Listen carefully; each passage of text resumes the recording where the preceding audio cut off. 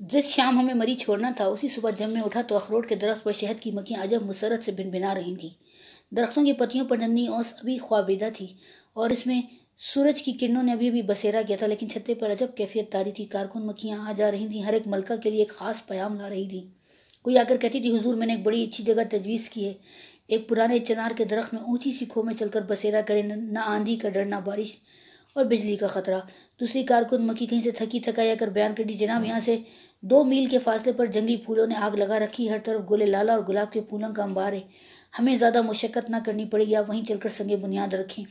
तीसरी मुखबर मक्खी मुसरत से आकर मुजदा सुनाती, मलका आलिया जगह तो ऐसी ढूंढी है कि एक बार हुजूर भी देखकर पसंद फरमाएंगे। इंसान ने वो खंडर छोड़ रखा है, हर तरह की फरागत व नसीब है।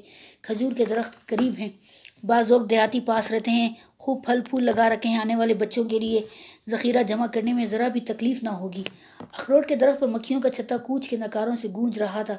मैंने इस्माइल चीनी दानी का ख़त पुरसे पुरसे कर दिया, इसके टुकड़े खिड़की में से उड़ाए और अपनी मेज़ पर बैठकर उसे ख़त लिखने लगा। प्यारी चीनी दानी, तुम्हारा ख़त मिला, इंतहा की मायूसी हुई। बार बार सोचता हूँ काश तुमने मुझे वो ख़त ना लिखा होता। ऐसी बेसूद और रायगा मेहनत मेरी नज़र से आज तक नहीं गुजरी। अगर मुझे इल्म होता कि तुम लारेंस बाग में महज शहद इकट्ठा करने पर मामूर हो तो तुम्हें इनके मुतालिक ख़त ना लिखता। तुम तो बस मुंह पर नकाब लेकर धुएं के मरगुले छोड़कर इनका सासा लूटने वाले हो। मेरे सामने इस वक्त एक छत्ता लटक रहा है, मैं नहीं जानता इसमें से कितने हज़ार मक्खियाँ उड़ जाएंगी, लेकिन मैं इतना ज़रूर जानता हूँ कि इस वक्त फितरत का एक अजीम करिश्मा नन्हे नन्हे परों पर ऊपर उभर रहा है। लहर दर लहर, गौल दर गौल उनकी टुकड़ियाँ फिजा की पहनाइयों में उड़ी चली जा रही हैं। इनकी फौज मुस्तकबिल के एक ऐसे मरकज़ की तरफ रवाना है जिसका कोई धुंधला सा नुक्ता भी इसकी नज़रों के सामने नहीं है। हमारे घर में लाहौर वापस चलने की तैयारियां हो रही हैं। अब्बा जान ने यहाँ जंगलात खरीदे, फिर खड़े खड़े इनका सौदा चुकाया और 2 लाख का मुनाफा कमाया। लेकिन ये सारी दौलत किसके लिए है, मैं इनसे पूछने की जरूरत तो नहीं कर सकता, लेकिन तुमसे पूछता हूँ, आखिर इतना सारा शहद उनको क्यों चाहिए?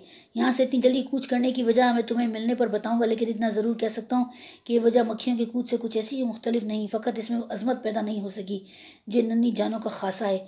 खुदारा अपनी इमला की खैर मनाओ, और आलू का ऐन से लिखना इंतहा की हमाकत है। नज़ीर बघेले और सैयद महाराज को सलाम कसमा पुरसी, अगर इस बार फिल्म देखने चलेंगे तो टिकट तुम्हें ख़रीदना होगा ही। मैं ये इसलिए तहरीर कर रहा हूँ कि तुम पहले ही से कोई बंदोबस्त कर सको। बाकी यहाँ हर तरह से खैरियत है, तुम्हारी खैरियत खुदाए जुलजलाल से नेक नहीं चाहता। तुम्हारा रिकी टिकी। शायद मैं इससे भी लंबा ख़त लिखता, लेकिन अजरा अपने बाजुओं में ढेर सारे कपड़े लिए वारिद हो गई, बोली, रिकी टिकी, अगर तुम्हारे ट्रंक में कुछ जगह हो तो कपड़े रख लूँ, मैं लाहौर चलकर तुमसे ले लूँगी। दोपहर को मुझे अब्बा जान ने तलब फरमाया। वो कुर्सी से टेक लगाए बड़े शाहाना तरीक से टांग पर टांग रखे तशरीफ़ फरमाते। मैं एक मामूली कलर की हैसियत से उनके हुजूर दाखिल हुआ। खुर्रम कहाँ है, उन्होंने पूछा। मैंने इधर उधर देख कर जवाब दिया, जी वो अपने कमरे में होंगे। वो अपने कमरे में नहीं है इसीलिए तो पूछ रहा हूँ। मैंने नहायत अदब से जवाब दिया, जी तो फिर वो कहीं सैर को निकल गए होंगे। खूब खूब, ये सैर का अच्छा वक्त निकाला है साहबजादे ने। यहाँ से रुखसत होने में फ़कत चंद घंटे रह गए और नवाब साहब को सैर की सूझी है। मैं कहता हूँ आखिरी नाइंजार सोचता क्या है? मैंने तुम्हें क्या ऐसे दिन के लिए पाला था कि मेरे मुंह को आओ? हराम ज़्यादा सोचता होगा कि यहाँ रह जाएगा तो मैं इसके लिए कुछ इंतज़ाम कर जाऊँगा, लेकिन कान खोल कर सुन लो, जो मेरे साथ रहेगा सिर्फ वही मुझसे और मेरी दौलत से फ़ायदा उठा सकेगा। मैं वैसा बेवकूफ़ बाप नहीं हूँ जो बच्चों को खुदाइशी की तरफ मायल करके इनका मुस्तकबिल तबाह किया करता है। अब्बा जान कह रहे थे कि गुस्से के आलम में जो भी नजर आए उसे झड़कना शुरू कर देते हैं। खुर्रम भाई के मुताले में उन्होंने हमेशा यही रियायत बढ़ती कि उन्हें जो कुछ कहना तो मुझे बुलाकर सरजनिश किया करते हैं। इस वक्त मैं नजरें झुकाए बूट से दरी कुरेदता हुआ सामने खड़ा था और वो कह रहे थे, अगर खुर्रम का यह ख्याल है कि ठेकेदार साहब किसी निकटू और कायल फलसफी को अपनी बेटी के सुपर्द कर देंगे तो ये ख्याल है खाम है। खुर्रम की जो भी इज्जत है वो मेरे वजूद से, जहाँ भी इसकी शादी होगी मेरी वजह से होगी। जी, वो कड़क कर बोले, तुम भी कान खोल कर सुन लो, लड़की का ताकुब करना जलील कमीनों का काम है। तुम जानवरों की दुनिया में रहते हो, कोई इनसे कोई ऐसी वैसी हरकत ना सीख लेना। जी मैं तो आई कि कहूँ अब्बा जान, हम जानवरों से कुछ सीख सकते तो क्या इस गुफ्तगू की नौबत आती, लेकिन मैंने और भी सर झुका कर कहा, जी। अब्बा जान मेरी जी हुजूरी पर और भी तिल मिलाया और बोले, यहाँ खड़े खड़े क्या कर रहे हो? कहीं जाकर उसे ढूंढ के लाओ। सुन लिया? मैं कमरे से बाहर निकला तो मेरे जहन में एक ही ख्याल चक्कर लगा रहा था कि आखिर अब्बा जान खुर्रम भाई को साथ क्यों ले जाना चाहते हैं? भला वो लोहे को मकनातीस से क्यों कर अलहदा कर सकते हैं? हमारे मकान से भी एक घराने को ओढ़ना था, लेकिन यहाँ की मलका मुसिर थी कि निखट्टू को साथ लेकर ही जाएगी। अब्बा जान के हुक्म के बमूद जब मैं खुर्रम भाई की तलाश में निकला, सबसे पहले मैंने उनके कमरे का रुख किया। दरवाज़ा थोड़ा सा खुला था, मैंने धकेला तो सामने गंदे कागज़ों की टोकरी को धक्का लगा। सारे में कागज़ और चंद एक कॉपियाँ बिखर गई। खुर्रम भाई अज़ल से ऐसे ही हैं कि एक लम्हे में घर का नक्शा तब्दील कर सकते हैं। एक नशिस्त में कमरे को चिड़ियाघर, धोबी घाट, बावर्ची खाना और लाइब्रेरी सभी कुछ बना डालते हैं। मैं आगे बढ़ जाता अगर 100 डायरी पर मुझे अपना नाम लिखा हुआ नज़र ना आता। ऊपर तो मेरा नाम था लेकिन अंदर रकम था। 22 अप्रैल। कैसी अजीब व गरीब रुत है शीरी। आज का सारा दिन मैंने रिकी टिकी के साथ गुजारा। काश मैं ये वक्त किसी तरह तुम्हारी सोबत में गुजार देगा, लेकिन क्या बने बात जहाँ बात बनाए ना बने। इसके बाद कुछ और सफ़े ऐसे थे जिनमें जा बजा मेरा नाम लिखा हुआ था। मुझे यूँ खुर्रम भाई के तखलिए में झांकते हुए शर्म तो आई, लेकिन मैं रह ना सका। अब्बा जान का नादिरशाही हुक्म मेरे जहन से निकल गया। मैं लाल कापी खिसका कर अपने कमरे में आ गया। सफ़ेद मखमली कागज़ पर सब स्याही से लिखी हुई डायरी की और आग कैसी कैसी बातें सुनाएंगे, मुझे इसका वहम गुमान तक ना था। 6 अप्रैल। अब्बा जान को जब भी सूझती है जब बात सूझती है। अब सर्दियों में हज़रत मरीज चले हैं, वहाँ खाक लुफ्त मिलेगा। सुना है सीज़न तो वस्ते मई में गर्म होता है। खैर हमें क्या, किताबें साथ ले चलते हैं। 7 अप्रैल। मरी का पुरलुफ्त सफ़र। राह में अब्बा जान की झड़कियाँ, अजरा की सिलाइयों की टकाटक और बस की गिड़गिड़ाहट ने मुझ पर नींद तारी कर दी, इसलिए मैं राह के मंजर अच्छी तरह ना देख सका।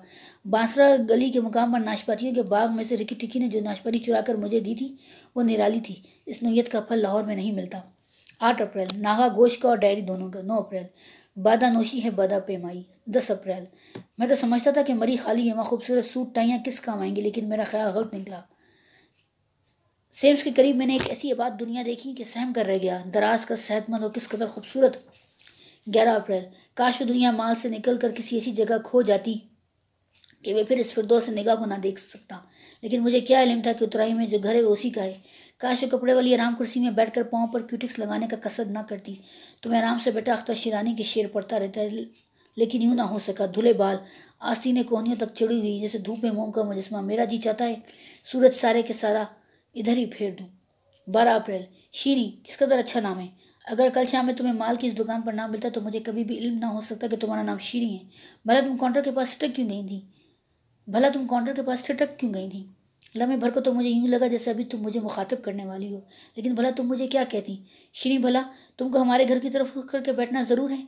मुझे इन हरकतों पर नाक सौ जो फर्स्ट ईयर के लौंडे किया करते हैं। मेरा जी चाहता है आईना लेकर तुम पर अक्स डालूं, तुम चौंक जाओ और फिर अचानक तुम्हारी नज़र मुझ पर पड़ जाए तो मेरा मुंह चिढ़ा दो। आखिर मुझे हो क्या गया है शीरी, मैं क्या बनता जा रहा हूँ, मैं किस तरफ जा रहा हूँ शीरी शीरी शीरी शीरी।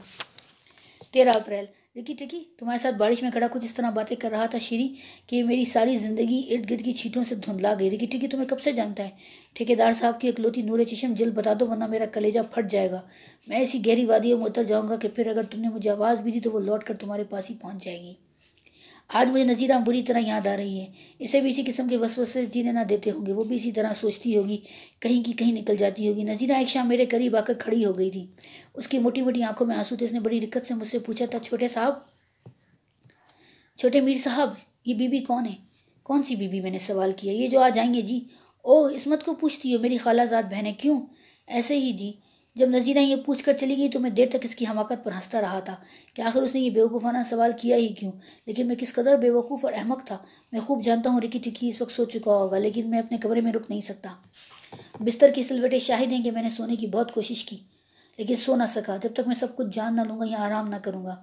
शब बखैर शीरी, शब बखैर शब की दुल्हन। तुम्हारे दरीचे में अंधेरा है, तुम इस वक्त सो रही होगी। तुम्हारा सब्ज बेड लैम्प भी महव ख्वाब है। भला तुम कैसे ख्वाब देख रही हो। शब बखैर शब की दुल्हन। 14 अप्रैल।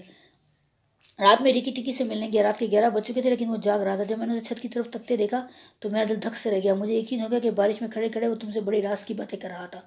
वो बड़ा परेशान नजर आता था। मैं खिड़की के सामने जाकर खड़ा हो गया। रिकी टिकी कितना सीधा, कैसा अनजान और भोला नजर आता है, लेकिन इसकी नज़र कितनी दूरबीन और उसका मुताला कितना वसी है। काश मैं कौकब और मजनू का जिक्र ना करता, काश मैं इससे मोहब्बत के मुतालिक बात ना करता तो मुझे अपना अंजाम इतना साफ और वाज़ेह नज़र ना आता।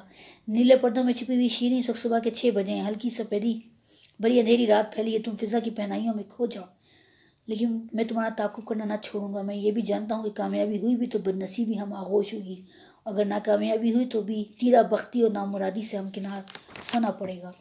रात में कैसे वसवसों में घिरा हुआ था वो इस तरह छट रहे जैसे रात की स्याही सुबह के नूर में उजलती जा रही हो। सुबह बखैर सुबह की कवानी दोशीज़ा, सुबह बखैर मेरी तमन्नाओं की सहर। इसके बाद चंद सफ़े खाली थे जैसे वो डायरी लिखने के लिए वक्त ना पा सके हों। फिर लिखा था 20 अप्रैल। आज सुबह खुदा जाने मैंने किस खुशबख्त का मुंह देखा था। ऐसी मुसरतें हाथें कि मेरे में गुमान भी ना थी। मैं सैर करता हुआ बहुत दूर निकल चुका था। यूं ही मेरे जहन में रिकी टिक्की की बातें गूंज रही थी जब मैंने देखा कि शीरी सूखे पत्तों में घिरी बैठी। मेरा दिल जोर जोर से धड़कने लगा। इससे पहले मैं कई बार शीरी को अपने घर में देख चुका था। वो अजरा के साथ बैठी बातें करती रहती है, ग्रामोफोन पर बार बार एक ही रिकॉर्ड लगाती है, नैना रे देखे इनके नैन। और जब मैं कनखियों से उसकी तरफ देख लेता हूँ तो वो झट रिकॉर्ड बंद करके बातें करने लगती है, जैसे किसी ने इसे चोरी करते पकड़ लिया हो। लेकिन यहाँ सुनसान सेब के बाग में उसे यूं पाकर मेरे कदम खुद ब खुद की तरफ उड़ गए। मैं नहीं जानता उस पर क्या गुजरी, लेकिन वो हिरासा होकर उठी और उतराई की तरफ भागने लगी। हम दोनों किसी फिल्मी हीरो हीरोइन की तरह दूसरे के ताकुब में भाग रहे थे कि मैंने उसका दुपट्टा पकड़ लिया और वो दुपट्टा मेरे हाथ में छोड़कर नीचे, बहुत नीचे, कूंच कैसे बाजू फैलाए उतर गई। मैंने दुपट्टा वहीं छोड़ दिया और उसे गौर से देखने लगा। वो ज़रा सी गहरी घाटी में यूं पड़ा था जैसे किसी कब्र की ठंडी सिल हो। अभी मैं इन्हीं ख्यालों में मगन बैठा था कि शीरी गुरबा पाई से मेरे पास आकर खड़ी हो गई और कहने लगी, जी मेरा दुपट्टा कहाँ है। मैं यहाँ तक पढ़ने पाया था कि दरवाजे पर बगैर दस्तक दिए खुर्रम भाई आकर खड़े हो गए। उनका चेहरा उतरा हुआ था और गिरेबान खुला था। मैंने उन्हें देखते ही लाल कापी अपने ट्रंक में फेंक दी। जल्दी से बोला, आपको अभी भी अब्बाजान तलब फरमा रहे थे। मैं अभी इन्हीं से मिलकर आ रहा हूँ। फिर यही कि मैं तुम लोगों के साथ नहीं जा सकता। लम्हे भर को कमरे में अंधेरे का एक बादल घुमा और बाहर निकल गया। मुझे समझ ना आ रही थी कि क्या कहूँ। बार बार मैं ट्रंक में पड़ी हुई लाल कापी को कनखियों से देख लेता, लेकिन इस वक्त शायद खुर्रम भाई बहुत ज़्यादा मुतफक्किर थे, इसलिए उन्होंने मेरे ट्रंक की तरफ तवज्जो ना दी। थोड़े से तवक्कुफ के बाद वो बोले, रात से बैठा मैं यही सोच रहा था कि अब मुझे क्या करना चाहिए। अगर मैं तुम लोगों के साथ जाता हूँ तो मज़े से अपनी ज़िंदगी गुजार सकता हूँ। अब्बा जान हर तरह से मेरी रातों का ख्याल रखेंगे, लेकिन वो ज़िंदगी मेरी मुसरतों का गला घोंट कर मुझ पर मुसल्लत की जाएगी। ये कहकर वो खामोश हो गए। लाल कापी की तरफ इशारा कर कर बोले, ऐसी एक कॉपी मेरे पास भी थी। जी जी, ये तो मैंने तो जानवरों की ज़िंदगी पर नोट जमा किए हैं। अच्छा, वो बेताल्लुकी से बोला, कि मैं तुम्हारे साथ जा रहा होता तो रास्ते में तुमसे मांग कर पड़ता, लेकिन अब तो सवाल ही पैदा नहीं होता। फिर वो दरवाजे की तरफ बढ़ गया तो मैं ताक़ुब में बढ़ा और उनके कंधे को छूकर बोला, अब्बा जान ने आपको कुछ रकम यहाँ ठहरने के लिए दी है कि नहीं। रकम? उन्होंने तो मेरे सामने दो राहें मुतय्यन कर दी हैं जो आपस में कभी नहीं मिलती। लेकिन रिकी टिकी, भला मैं तुम्हारे साथ जा ही क्यों कर सकता हूँ। कभी निकटू भी छत्ता छोड़ कर गए हैं। मुझे तो बस आखिरी बार ज़िंदगी आजमाना है कि आखिरी बार फ़िज़ा को चीर कर आकाश की बुलंदियों को छूना है। अगर मैं नाकामयाब हुआ तो तुम मेरी सूरत ना देखोगे, और अगर, लेकिन अभी क्या कहा जा सकता है। अच्छा, खुदा हाफिज़। फिर उन्होंने मुड़कर मेरी तरफ बड़ी बामाने निगाह डाली और बोले, वह नोट एहतियात से रखना, ऐसा मसवदा खूने जिगर से लिखा जाता है। लाहौर पहुंचते ही सबसे पहली बात जो मुझे सूझी वो मक्खियाँ पालना थी। इस मामले में मुझे इस्माइल चीनी दानी से बहुत मदद लेना पड़ी और मैंने इसे डैम फूल नॉनसेंस समझना छोड़ दिया। इस रोज़ चीनी दानी और मैं बैठे गुफ्तगू कर रहे थे। फिज़ा में कारकुन मक्खियों की भिनभिनाहट थी। इस्माइल कह रहा था, रिकी टिकी, एक तजुर्बा शायद तुमने कभी नहीं किया। ये मक्खियाँ गिरोह में ज़िंदगी बसर करती हैं। किसी एक को निकाल कर देख लो, शहद मुहैया करो, आराम और सुकून से रखो, गर्मी और धूप का इंतज़ाम करो, लेकिन ये मक्खी ज़िंदा नहीं रहती।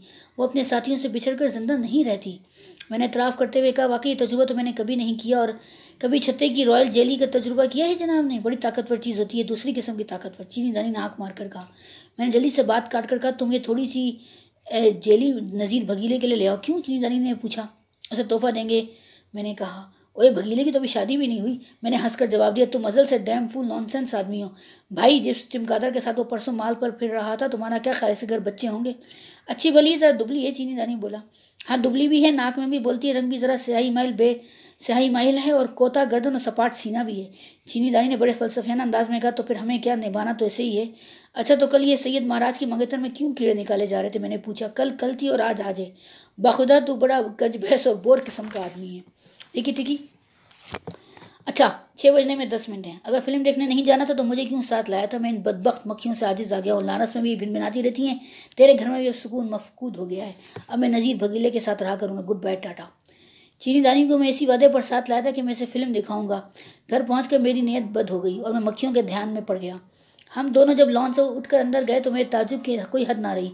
खाने के कमरे में मेज़ के सामने खुर्रम भाई बैठे थे। उनकी शेव बड़ी हुई थी, आंखों के गिर्द हल्के थे और उनके चेहरे पर अफसरदगी और थकान की छापें थीं। मैंने चाहा कि हमेशा की तरह बेतकल्लुफ़ाना इनसे बगलगीर होकर उनसे मिलूं, लेकिन मैं हिचकिचा गया यूँ। मुझे यूँ लगता था जैसे वो हमारे भाई नहीं और इनका हमसे कोई ताल्लुक बाकी नहीं रहा। वो हाथ आगे बढ़ाकर बोले, हेलो रिकी टिकी, देखो खोटा पैसा वापस आ गया।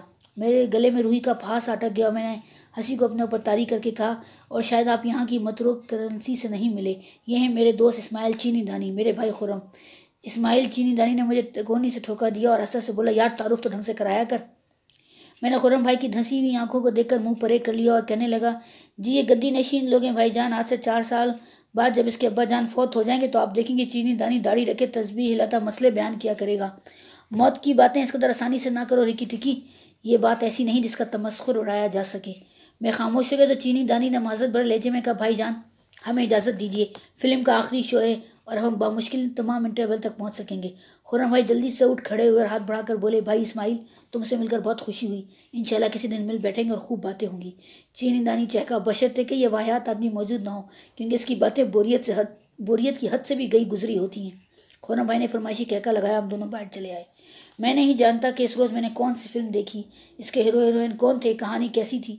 मेरी नज़रों के सामने पर्दा सिमी पर खुर्रम भाई फिर रहे थे। कभी वो खिड़की की पट से टेक लगाकर खड़े हो जाते, कभी सिगरेट पर सिगरेट जलाते और बुझाते नजर आते, कभी अब्बा जान से बहस करते। दूसरे लम्हे वो यास और हसरत की तस्वीर बने शीनी से गुफ्तगू कर रहे होंगे। सामने फिल्म रवा था और मैं बिल्कुल उस माँ की तरह वसवसों में घिरा था जिसका अकलौता बेटा रात गए तक वापस ना लौटा हो। खुर्रम भाई सुबह घर से चले जाते और रात गए लौटते। वो दिन भर क्या करते थे इसके मुतालिक किसी को इल्म ना था।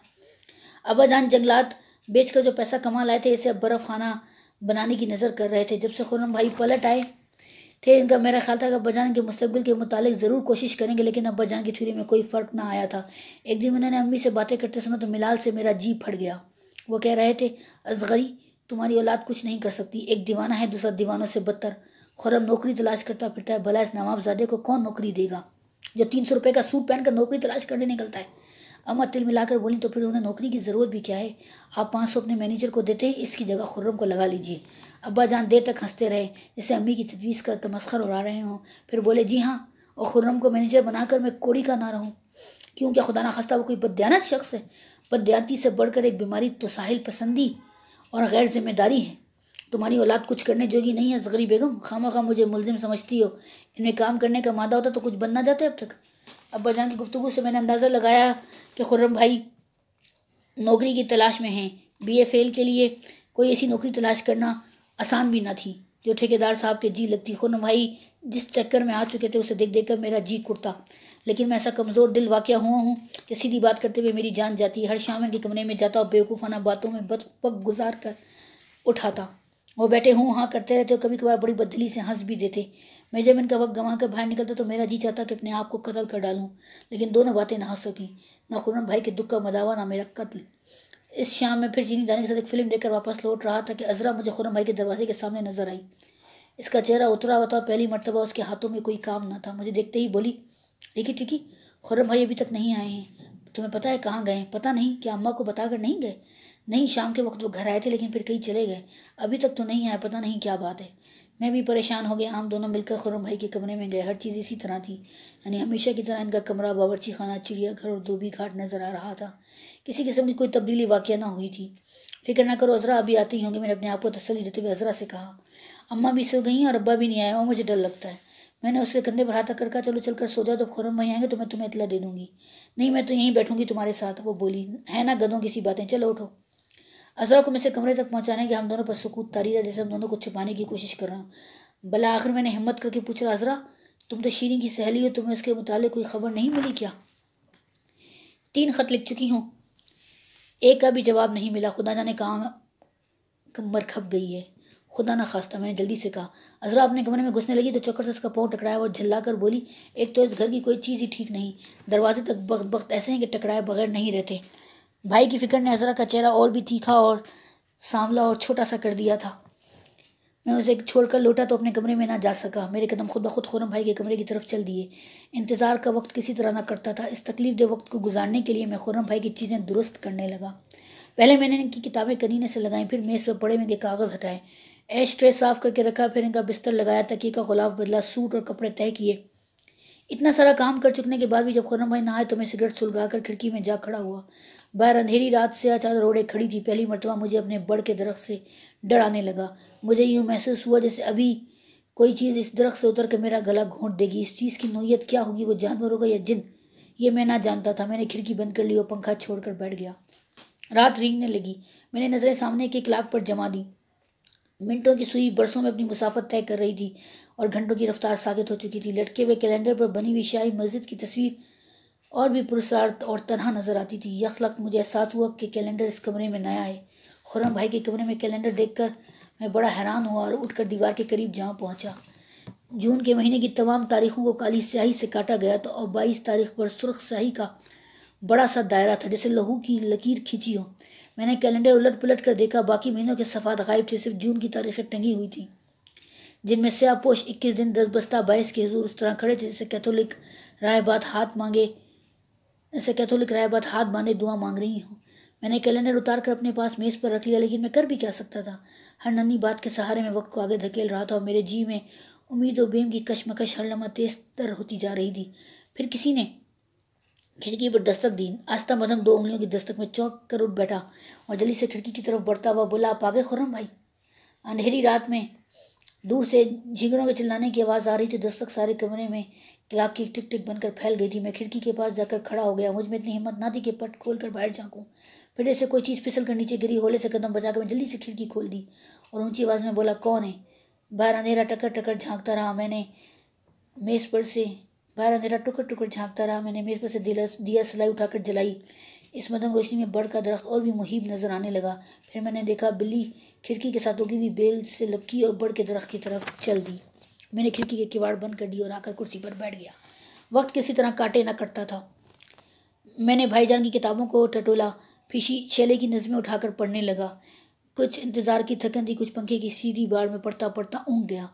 जब मेरी आँख खुली, दरीचे में से फीकी फीकी रोशनी अंदर आ रही थी। बड़ का दरख्त एक उम्र रसीदा जिन की जगह कदावर पहाड़ का तोदा लग रहा था। बिजली का बल्ब फीका और बेरौनक नजर आता था। मेरे लब खुरदुरे और ज़बान खुश्क हो रही थी। मैं पानी पीने के लिए उठा तो शैले की किताब मेरे जानों से फिसल कर फर्श पर गिरी और उसमें से एक नीला लिफाफा कटी हुई पतंग की तरह तैर कर मेज़ के नीचे जा गिरा। मैंने ख़त उठा लिया। वो मरीज से आया था और उसके ऊपर वाले कोने पर अर्जेंट लिखा हुआ था। मैं खिड़की के करीब जा खड़ा हुआ ख़त पढ़ने लगा। लिखा था, खुर्रम, ना तो आप खुद आए और ना ही कोई इतला भेजी, लेकिन खैर अब नौकरी या बेनौकरी का सवाल ही पैदा नहीं होता। 22 तारीख सामने खड़ी है। आज मैं इस पगडंडी पर गई थी जहाँ आपसे पहली बार मिली थी। सेब के शगुफे ख़त्म हो चुके हैं। मैं देर तक इस बड़े पत्थर पर बैठी सोचती रही कि आखिर इस दौड़ में शाहनवाज आपसे आगे क्यों बढ़ गया। कुछ ऐसा ना हो सकता था कि 22 तारीख मेरे लिए वाकई मुसरत का बाइस बन सकती। लेकिन शायद आपको मैं खामोखा की जहमत दे रही हूँ। शायद आपको ये भी याद ना रहा हो कि शीरी भी कभी कोई लड़की थी। हरमा नसीब शीरी। ख़त मैंने अपनी जेब में रखकर कैलेंडर को दीवार से लटका दिया। 22 तारीख के गिर्द सुर्ख हाले से नारंगी से शोले फूटने लगे। जब मैं बाहर निकला तो मुझे दहलीज पर अजरा बैठी नजर आई। इसका सर जानू पर टिका था, माथे पर पसीने के कतरे थे और आंखों में रात भर की बेख्वाबी की जलन थी। मुझे देखते ही बोली, रिकी टिकी, अब क्या होगा? असरा के साथ सलाह मशवरा करके मैं आखिरी बार किस्मत आजमाने मरी पहुंचा। मेरा दिल कहता था अगर खुर्रम भाई को कोई खबर मिल सकी तो वह शीरी ही के यहाँ मिल सकेगी।